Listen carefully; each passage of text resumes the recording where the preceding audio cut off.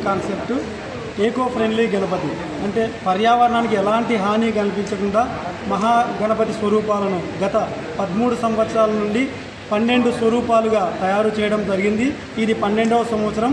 ఒక్క సంవత్సరం మాత్రం కరోనా కారణం వల్ల నిర్వహించలేకపోయినాము.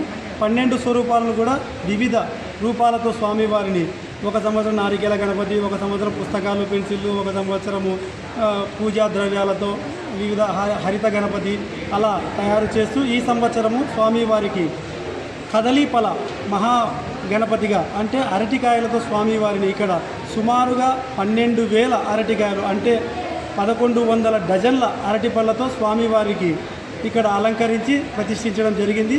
ఈ మహాస్వరూపానికి నిమజ్జనం ఉండదు. కేవలం చిన్న మట్టి గణపతిని ఇక్కడ ప్రతిష్ఠించి ఆ స్వరూపానికి మాత్రమే 5 రోజుల పూజల అనంతరం నిమజ్జన కార్యక్రమం ఉంటుంది.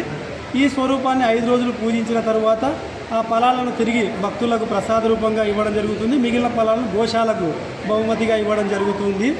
ఈ 5 రోజులు కూడా నంద్యాల పరిసర ప్రాంత ప్రజలందరూ కూడా విచ్చేసి స్వామివారిని దర్శించుకొని స్వామివారి అనుగ్రహాన్ని పొందవలసినదిగా కోరుచున్నాము. జై బోలో మహాగణపతి మహారాజ్కి జై.